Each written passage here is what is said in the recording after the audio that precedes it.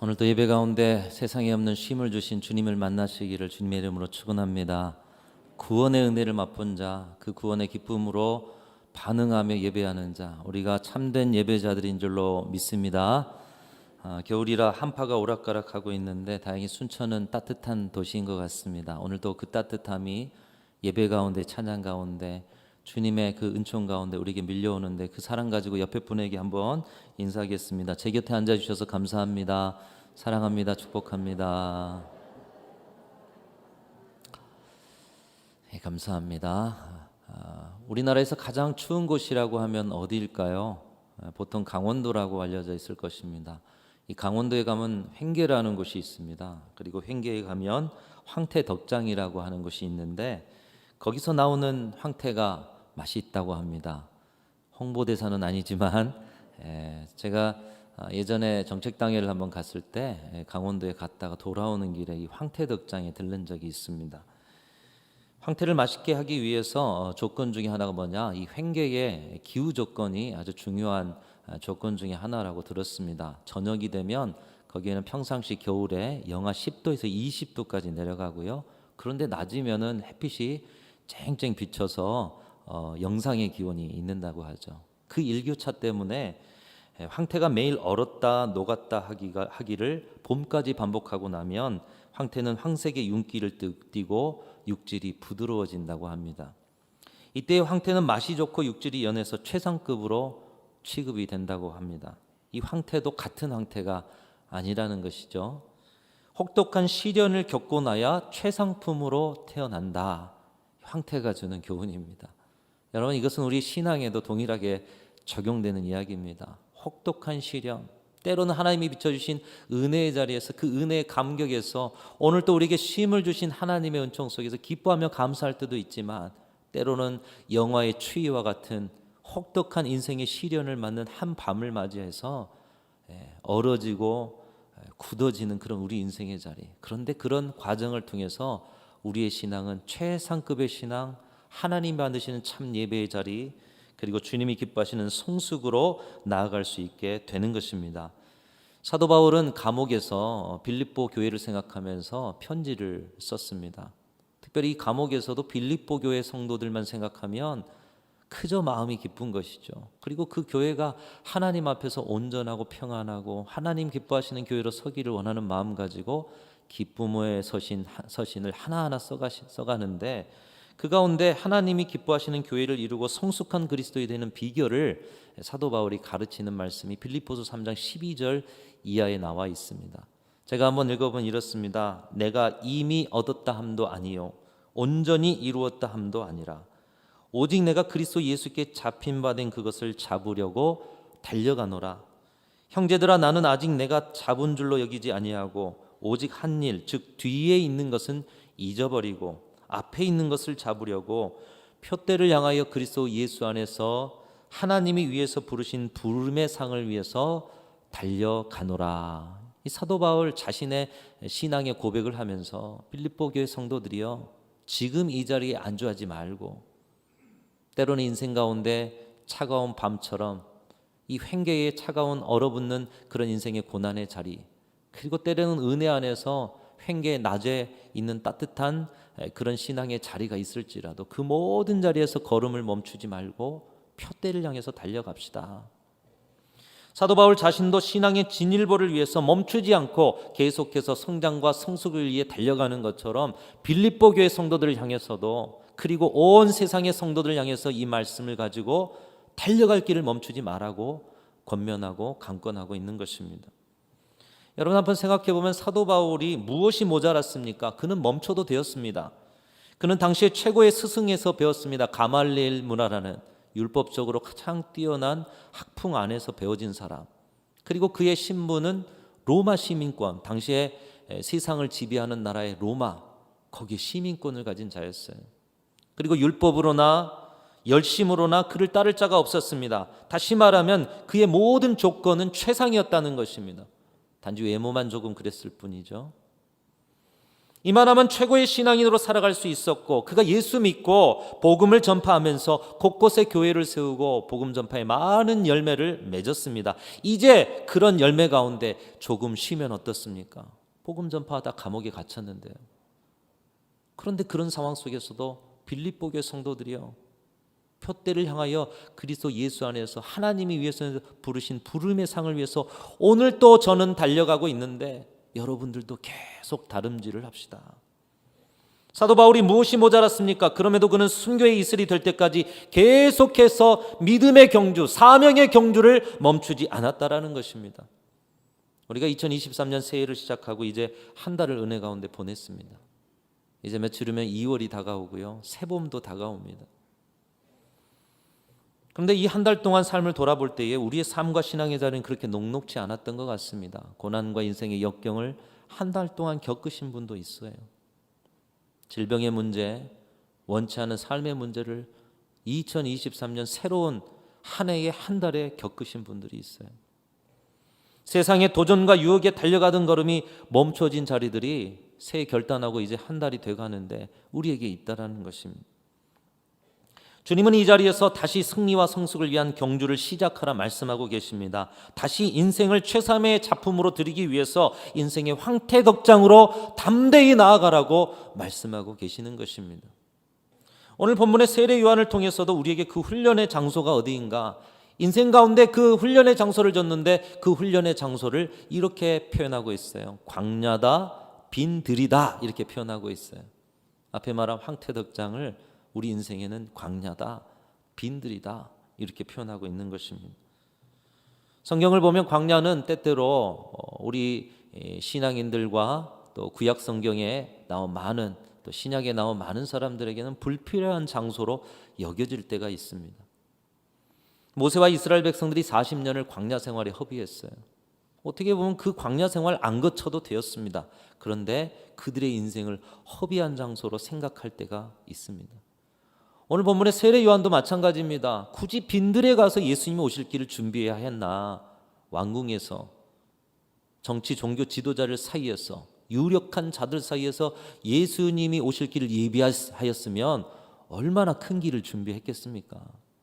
그런데 지금 빈들로 나아가서 그가 광야에서 예수님 오실 길을 예비하고 있다라는 거예요. 성경을 보면 하나님은 이 광야에서 많은 사람들을 세워가심을 볼 수가 있습니다. 그때마다 생각되어지는 것은 한편 왜 광야에서 세워가셨을까? 왜 하나님께서는 광야에 믿음의 사람들을 보내셨을까? 왜 예수님은 공생애를 시작하시기 전에 광야로 가셔서 시험을 받으셨으며 왜 왕자였던 모세에게 광야 40년의 미디안의 목동의 생활을 주셨을까? 왜 하나님께서는 이스라엘 백성들을 광야로 인도하셨고 왜 바벨론의 그 풍성함 속에 느헤미야를 예루살렘으로 인도하셔서 그 척박한 무너진 성을 건축하라고 다시 광야 같은 예루살렘으로 보내셨을까? 사도 바울은 예수님을 만나고 다른 것 하기 전에 왜 광야로 나아갔을까? 그들은 왜 광야로 갔는가? 그리고 오늘 우리에게도 주님은 무엇라고 말씀하시는가? 여러분, 이 아침에 저와 여러분에게도 세상과 인생 가운데 주어진 유력한 자들 사이에서, 왕궁의 자리에서 편안하게 주님의 길을 준비한다고 하는 그 자리에서 주님은 우리에게 광야로 나아가라고 명령하고 계시는 줄로 믿습니다. 광야로 나아갈 이유가 있어요. 광야로 또다시 나아가야 하는 것이에요. 성경은 광야를 이렇게 기록하고 있습니다. 우리가 인식하는 것처럼 예레미야 2장 6절을 통해서 사막과 구덩이의 땅이라고, 건조하고 사망의 그늘진 땅이라고, 사람이 그곳으로 다니지 아니하고 그곳에 사람이 거주하지 아니하는 땅이다. 생명의 존재가 별로 없고 사람도 없고 있을 곳이 못 된다라는 얘기예요. 신명기를 통해 모세도 고백하고 있습니다. 우리를 낮추신 곳, 우리를 줄이게 하신 곳, 광대하고 위험한 곳, 불뱀과 정갈이 있는 곳, 사람이 살만한 곳이 못 된다라고 하는 거예요. 그런데 왜 하나님께서는 하나님의 사람들을 광야로 보내고 하나님의 사람들은 광야에서 삶을 살아가고 사명을 위한 준비를 해야만 했습니까? 찰스 스윈돌이라는 목사님은 모세가 광야 훈련을 통해서 받은 4가지 박사학위가 있다라는 이야기를 했습니다. 하나님이 우리를 광야로 보내신 이유가 바로 여기에 있어요. 4가지 박사학위. 오늘 저와 여러분도 이 네 가지 박사학위를 저와 여러분의 인생의 광야에서 받으실 수 있는 은혜가 있기를 간절히 소망합니다. 한번 따라하겠습니다. 무명 박사, 외우셔야 돼요. 시간 박사, 고독 박사, 불편 박사. 이걸 그 스윈들이라는 목사님께서 모세가 광야 생활을 통해서 훈련되었다, 박사가 되었다, 이렇게 이야기하는 거예요. 하나님이 우리를 이 새해 두 번째 달을 시작하면서 다시 광야의 자리로 내모시는데 그 속에서 우리가 하나님 앞에서 훈련되기 원하시는 것이 네 가지라는 거예요. 첫 번째로는 무명의 훈련입니다. 여러분, 모세는 광야에 가기 전까지 왕자로서 애굽에서 편하게 살았어요. 왕자였어요. 유명한 사람이었어요. 주목받는 일에 익숙했었습니다. 그런데 40년 광야 생활 속에서는 아무도 그를 알아주는 사람이 없게 되었습니다. 왕자의 삶에서 순식간에 노숙자의 삶, 광야에 버려진 자리에서 겨우 목동을 하는 사람, 사막의 바람과 들짐승과 양떼가 유일한 그의 친구였습니다. 세상에서 그의 이름이 지워져 버렸어요. 우리는 때로 내가 사랑하는 사람들과 내가 살아온 세상에서 나를 기억해 주는 사람들이 없고 나의 존재감이 점점 적어질 때 마음이 많이 힘들어지고요. 또 때로는 그 마음속에서 분노가 차오르는 경우를 경험하거나 본 적이 있으실 것입니다. 그래서 인기를 잃은 연예인들, 가정에서 영향력을 잃는 우리 어르신들, 갑작스러운 명예퇴직과 실직과 은퇴를 하고 나면 무언지 모르게 마음에 허전한 자리, 이 존재감이 느껴지지 않는 자리를 통해 나도 모르는 분노감이 차오를 때가 있는 것을 보게 되는 것이죠. 모세가 그 심정이었을 것입니다. 40년간 최고의 자리, 왕자의 자리에서 있다가 이 광야로 41세부터 80세까지 거기에는 자신을 알아주는 사람이 없어요. 존재감이 없습니다. 왕자가 아니라 이제 세상의 어떤 사람, 그것도 평범하고도 버려진 보이지 않는 이름 없는 한 광야의 한 사람에 불과하게 되었다는 거예요. 그러나 광야에서 모세는 무명의 훈련의 과정을 통과하면서 그 과정 속에서 내가 왕자였지만 40년 동안 내가 왕자로 살았던 것은 내가 대단했던 것이 아니라 나를 세우신 하나님이 위대하셨기 때문이구나, 이것을 깨달았던 것이죠. 자신은 무명하나 하나님은 유명하신 분으로 섬기는 사람으로 새롭게 태어나는 것입니다. 내가 위대한 존재가 아니라 나를 통해 일하시는 하나님이 위대한 존재셨구나. 광야의 과정을 통해서 낮은 곳에 거할 줄 아는 사람이 되었던 것입니다.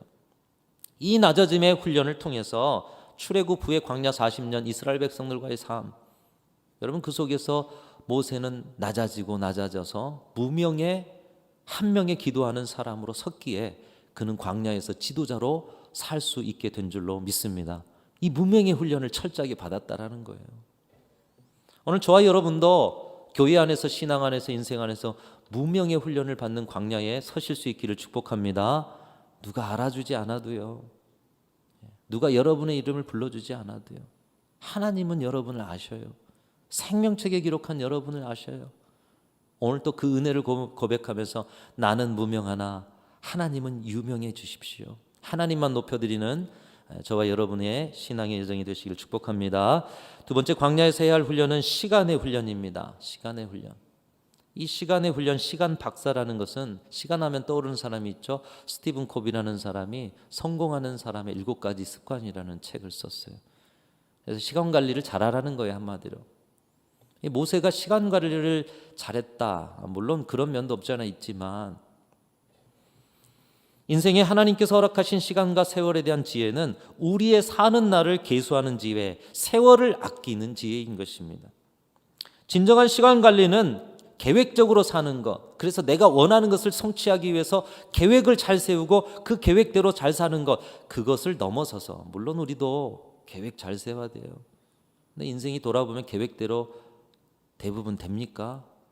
그래도 애써야 합니다. 그러나 계획을 잘 세우는 것을 넘어서서 하나님께서 우리에게 주신 의미들로 우리의 인생을 채워갈 때 우리는 세월을 아끼고 우리의 사는 날을 계수하는 지혜자가 되는 것입니다. 성경의 시간에 대해서 특별히 전도서를 통해서 가르쳐 주는데요, 만물에 때가 있다라고 말씀하고 있어요. 날 때가 있고 죽을 때가 있고, 또 모든 것에 기다림의 때가 있음을 가르쳐주고 계십니다. 이 모세가 광야에서 하나님이 주신 시간에 대한 지혜를 배웠어요.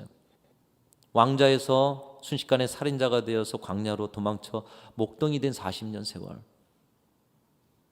그 세월 속에서 시간에 대한 지혜를 배운 것이에요. 그래서 시편 90편에 보면 모세의 고백이 나타나고 있습니다.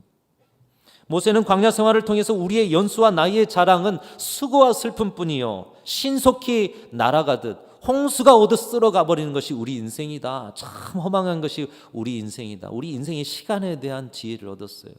반면에 우리 하나님께서는 그런 허망한 인생의 시간 속에 하나님을 기다리는 자들에게 큰 은혜를 부으시고 하나님의 때를 주신다라는 거예요. 이 땅에서 내가 얼마나 살아남아 있을지, 그래서 남은 세월 동안 정말 세월을 아끼며 의미 있게 사는 지혜를 달라고 하나님 앞에 기도하면서 모세는 인생에 사는 날 계수하는 지혜로 살았던 사람입니다. 여러분, 100년도 못 살면서 천년 만년 살 것처럼 교만해진 그런 인생의 자리들을 우리 주변에서 얼마나 많이 보고 살아갑니까? 이 지혜와 이 간구의 훈련을 모세는 광야를 통해 배웠습니다. 40년의 오랜 광야의 기다림의 기간 속에 인생의 허망함, 시간의 주인이신 하나님을 알게 되었고, 그 기다림 속에 배웠던 하나님과 시간에 대한 지혜를 가지고 출애굽 후에 40년 기다렸던 그 40년의 광야 생활을 이스라엘 백성들과 함께 겪어낼 수 있는 능력의 사람이 되게 된 줄로 믿습니다. 여러분, 말이 40년이죠. 모세가 41세부터 80세까지 광야에 살았다니까요. 그 세월이 없었으면 출애굽 후에 80세에서 120살까지 그 광야 생활을 어떻게 버텼겠어요? 하나님은 그 때를 채우시고 하나님의 때를 기다리는 모세를 성숙시키시고 나서 민족의 지도자로 세워주셨다라는 것입니다. 이 기다림의 광야, 시간의 훈련, 저와 여러분에게도 필요한 줄로 믿습니다. 여러분, 광야에 서 계십니까? 기다림의 자리가 기십니까? 시간의 훈련을 받으셔서 오늘 시간 박사들로 살아가시는 은혜가 있기를 소망합니다. 세 번째로는 광야에서 고독의 훈련이 있습니다. 자, 기억해 보겠습니다. 첫 번째는 무슨 훈련요? 무명의 훈련. 두 번째로는요, 시간의 훈련. 세 번째는요, 고독의 훈련. 기억하십시오. 여러분이 살아가는 삶의 광야에서 여러분이 지금 그 중에 어떤 훈련을 받고 계시는 거예요? 고독의 훈련. 모세는 광야에서 침묵의 고요와 고독의 깊이를 배웠습니다. 대화할 사람이 없었어요. 그런 속에서 대화할 사람이 없다 보니까 그동안 대화하지 못했던 분을 만납니다. 하나님과 대화가 시작되는 거예요. 그리고 바쁘고 분주함 속에 잃어버렸던 자신과의 대화가 시작되게 되는 것입니다. 오늘날 우리는 수많은 것들과 대화합니다. 여러분이 가장 많은 시간을 할애하고 일상의 삶을 풀어내는 대상이 바로 대화 상대인 것이죠. 그런 의미에서 우리는 먼저 사람들과 대화하죠. 그리고 여러분의 가장 많은 시간을 할애하는 일과 대화합니다. 그리고 오늘날 같은 경우는 핸드폰이나 컴퓨터와 같은 기계와 대화를 하고요. 그리고 여러분의 그 사람의 위로가 안 될 때 집에서 또 키워내는 애완동물 같은 동물과 대화를 해요. 그러나 광야는 대화할 상대가 없습니다. 사람도 없습니다. 일도 없습니다. 기계도 없어요. 문명도 없습니다. 그래서 외롭고 외로움이 곪다 보니 고독해지는 거예요. 아무도 내 마음을 알아주는 내 곁에 누군가도 없는 거예요. 그러나 그 고독 속에서 우리는 이미 만났어야 할 참된 대화 상대를 드디어 만나게 됩니다. 사람들 속에서 고독했던 자신을 만나게 되고요. 그리고 나 때문에 고독하셨던 하나님을 그 자리에서 만나게 되는 것입니다. 여러분 혹시 외로움 가운데 있으십니까? 근데 외로울 때는 우리가 사람을 막 찾아요. 대상을 찾아요. 그러다가 지쳐고 골마집니다. 그러면 고독해져요. 바로 그 자리가 주님을 만나는 자리예요. 아무도 의지할 것이 없고 아무도 대화할 곳이 없어요. 아무도 내 마음 알아주는 사람이 없어요. 바로 그 고독의 자리가 하나님 만나는 자리라니까요. 영성가 헨리 나우엔도 이렇게 말합니다. 영적인 삶을 살기 위해서 우리는 먼저 외로움이라는 광야로 들어가는 용기가 반드시 있어야 한다. 외로움으로 처음에 들어가야 한대요. 일부러. 그리고 그 광야를 조심스럽고 지속적인 노력을 통해 고독의 동산으로 바꾸어야 한다. 외롭다 보면 그 외로움의 자리에 머물 수가 없을 때가 있어요. 근데 조심스럽고도 지속적인 노력으로 고독의 자리로 들어가야 됩니다. 외로움으로부터 고독으로의 여정은 모든 영적인 삶의 시작이다. 영적인 삶을 살려면 그 자리가 반드시 필요하다라는 거예요. 막 여기저기 북적북적하면서 살아가는 게 아니라 사람들 사이를 벗어나 외로움을 더 깊이 고독, 거기서 영성이 시작된다는 거예요. 거기서 신앙이 시작된다는 거예요. 그것은 쉴 틈 없는 감각으로부터 평안한 영혼으로 가는 여정이며, 감각이 쉴 틈이 없어요. 매번 보고 듣고 느끼고 먹고 쉴 틈이 없어요. 그런데 그 고독의 자리로 가다 보면 그 감각이 쉬게 돼서 평안이 온대요. 그 다음에 두려움에 찬 집착으로부터 두려움이 없는 기쁨으로 가는 여정이기 때문입니다. 감각이 채워지지 않다 보면 뭔가가 비어 있어서 불안해져요. 그런데 그 자리를 떠나서 감각에 쉼을 얻으면 평안해지면서 이 불안이 사라지는 거예요. 두려워지는 자리가 하나님이 채우신 용기와 담대함과 믿음으로 채워지는 거예요. 바로 그 자리가 영성의 자리라는 것이죠. 하나님을 만나는 자리라는 것입니다. 사랑하는 성도 여러분, 외로우십니까? 고독하십니까? 바로 그 자리에 주님이 여러분과 함께 동행하고 계신 줄로 믿습니다. 그 광야의 자리는 복된 자리예요. 주님을 만나는 자리이니까요. 여러분, 그 자리에 서 있는 것을 기뻐하시면서 내 눈에 보이지 않고 내 감각으로 느껴지지 않은 주님, 내 고독의 자리에서 나를 만나 주옵소서. 만나는 은혜가 있으시기를 주님의 이름으로 축복합니다.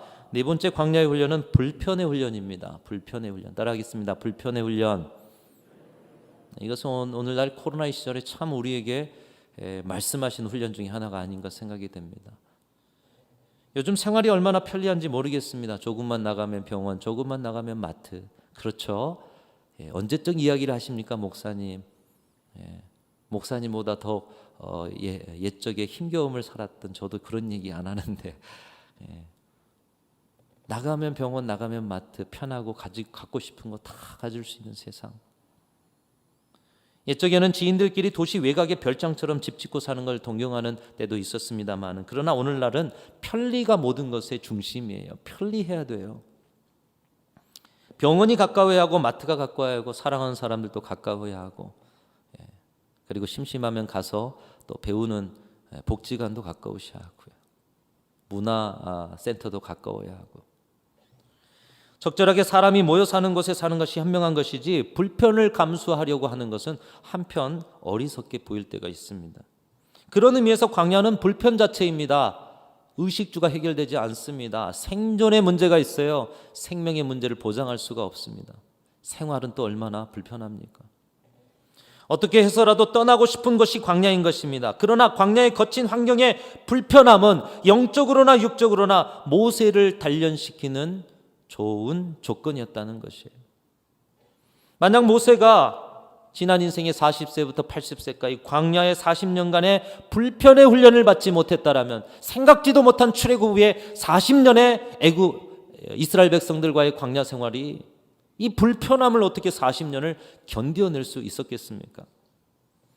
시편 84편 10절에 보면 이런 말씀이 있습니다. 주의 궁전에서 한 날이 다른 곳에서의 첫날보다 나은즉, 악인의 장막에 사는 것보다 내 하나님의 성전 문지기로 있는 것이 좋사오니, 여호와 하나님은 해요 방패이시라. 할렐루야. 이 고백이 저와 여러분의 고백 되시기를 축복합니다. 여러분, 성전 문지기가 뭐가 좋아요? 문지기가 뭐가 좋습니까? 좋고 넓고 편하고 좋은 집에 사는 것, 우리가 간구하는 기도의 제목 중에, 하나님 앞에 받고자 하는 복 중에 그런 제목이 있지 않습니까? 성전 문지기가 뭐가 좋아요? 그러나 대궐에 살아도 하나님이 없으면 불쌍한 신앙인인 거예요. 하나님이 복 주셨다, 이렇게 편안하게 해주셨고, 이렇게 부유하게 해주셨고, 이렇게 내가 원하는 것들, 이 땅에서 누릴 것들 다 주셨다. 근데 그 자리에 하나님이 없어요. 얼마나 불행한 신앙입니까? 편리하지도 넉넉하지도 않고 불편하더라도 내가 섬기고 내가 만나는 그 하나님을 지금 그 자리에서 만날 수 있다라면 그 인생은 대만족인 것입니다. 정말 하나님을 사랑하는 고백을 드릴 수 있다라면 불편 속에서도 하나님을 사랑한다고 고백할 수 있을 때 우리는 정말 하나님을 사랑한다고 말하는 자들이 되어질 줄로 믿습니다. 오늘날 많은 그리스도인들은 시설이 좋고 시스템이 좋고 자신을 터치하지 않는 영화관이나 극장 같은 교회를 원합니다. 그래서 쉬고 싶은 주말에 종교적 위로받는 신앙, 그 이상은 불편하다라는 것이에요. 주님을 위해서 조금 더 섬겨봅시다. 주님을 위해서 좀 더 달려봅시다. 주님의 몸, 교회 아닙니까? 주님의 몸을 쓸고 닦읍시다. 불편한 것을 싫어해요. 터치하지 말라고 하세요. 조금만 불편하게 하면 금세 불평이 생겨납니다. 그러나 불편함의 광야가 없이는 하나님을 진정으로 사랑한다라고 어찌 말할 수가 있겠습니까? 여러분, 하나님 사랑하는 거 불편한 것이에요. 세상 사람들은 그 불편함 싫어서 신앙 같지 않아요. 자기 편하게 살아요. 지금도. 예수님은 영광의 보좌를 버리고 이 땅에 불완전한 인간의 몸을 입고 오셔서 최악의 십자가의 불편 중에 불편을 겪으셔서 우리를 살려주신 줄로 믿습니다. 그 사랑받은 자로 오늘 우리가 주님을 따르는 자들이라면 불편함의 광야 속에 들어가 하나님이 내게 주신 구원과 신앙의 기쁨이 무엇인가? 예수님이 나를 위해서 이렇게까지 불편한 십자가를 지셨는가? 그 심정을 이해하면서 주님을 만나고 우리의 신앙이 성숙하고 성장하는 기쁨을 누리게 될 줄로 믿습니다. 사랑하는 성도 여러분, 여러분 때문에, 예수님 때문에 불편한 자리들이 여러분의 신앙에 많아지시기를 간절히 소망합니다. 오늘 또 불편이 아닌 편한 자리에서 편하게 신앙생활 할 수 있지만 추위 속에서 안내하시는 분들, 주차 봉사하시는 분들, 아니 편함을 택하실 수도 있어요. 그분들도 내 아이 돌보기도 힘든 세상에서 남의 가정의 아이들을 사랑으로 양육하면서 52주 교사로 헌신하시는 분들, 교사가 점점 적어진대요. 젊은 분들에게는 교사 생활이 힘들어서인지 세대가 참 이렇게 간격이 벌어지는데도 젊은 교사가 줄어든대요. 집에서 하지도 않는 밥, 근데 교회에 와서 섬기면서도 좋은 소리 못 듣죠. 그 식당 봉사하시는 자리. 아침에 목소리가 나오지도 않는데 오늘은 그냥 입을 벌리기도 싫은 날도 있을 텐데 52주 찬양을 해야 하는 찬양대에 불편함에 서는 자리. 물론 기쁨으로 감당하시겠죠. 현실을 말씀드리는 겁니다. 예배 내내 긴장하면서 보내야 하는, 여러분 그냥 앞에 보시고 예배 드리면 돼요. 여러분의 감정과 지식과 지정의를 가지고 하나님의 인격을 만나시면 돼요. 근데 저 방송실에서는 PPT 하나 안 나와서 목사가 이렇게 눈치 주고 내내 깨어야 있어야 하는 이 불편한 방송실의 섬기. 그 불편함을 기뻐하며 섬기시는 분들, 보이지 않는 곳에서 복음 전파를 위해서 교회와 영혼을 세우기 위해서 불편함의 광야로 나가시는 분들을 통해서 오늘 우리 교회는 서 있고 많은 영혼들은 하나님의 사랑과 기쁨을 누리고 계시는 줄로 믿습니다. 불편함의 섬김의 광야가 있어야 한다는 거예요.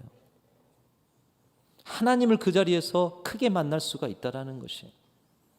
이렇게 광야는 유명했고 조급했고 외롭지 않았고 애굽의 편의 속에 빠져있던 모세를 180도 바꿔놓아서 그 어떤 자리에 세워도 하나님이 쓰실 만한 하나님의 종으로 지도자로 세워내는 성숙과 성장의 열매를 이 모세에게 주었다라는 거예요. 그 불편의 광야가, 그 외로움의 광야가, 그 무명의 광야가. 오늘 세례 요한도 마찬가지입니다. 제사장의 가문으로 유명할 수 있는 사람이었어요. 세례 요한은 탄생 때부터 떠들썩한 사람이었어요. 아버지 제사장의 사가랴에 의해서 그 하나님의 그 천사에 의한 음성을 듣고 놀라운 간증이 있는 그런 탄생이었어요. 그리고 제사장 가문으로서 얼마나 높임받고 유명해질 수 있는 사람이었습니까?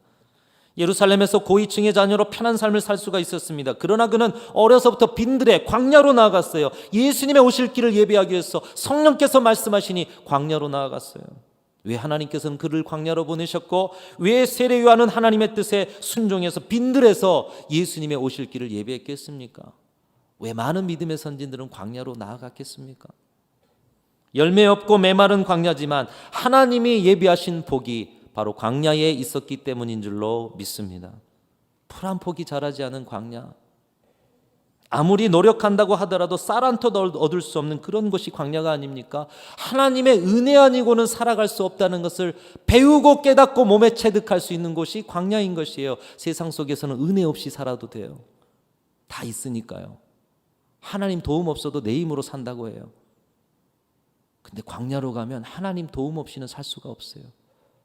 근데 그것을 믿음으로 고백하지 못하면 하나님 백성들 아니에요. 광야에서는 은혜가 아니고는 살 수 없음을 깨닫게 되는 거예요. 하나님 아니고는 살 수 없음을 깨닫게 되는 것이죠.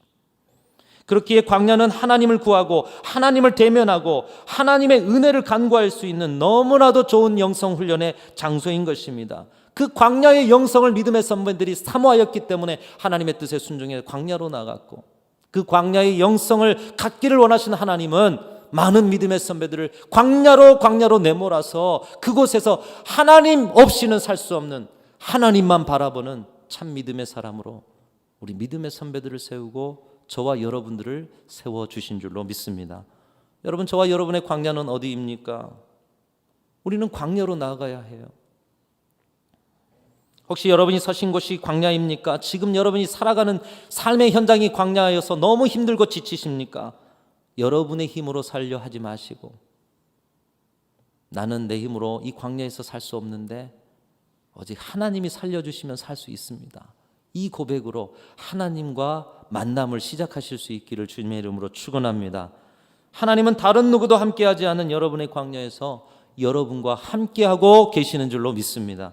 혹시 신앙생활을 하면서 편한 것, 좋은 것, 보여지는 것을 추구하고 계십니까? 광야로 나가지 않으면 하나님이 그것 주셔도 신앙은 헛된 자리가 될 수 있습니다. 하나님 없는 신앙, 그건 복이 아니에요. 하나님은 오늘도 우리를 만나기를 원하고 계시는 줄로 믿습니다. 여러분의 인생의 광야에 함께 하셔요. 광야로 나아가시기를 바랍니다.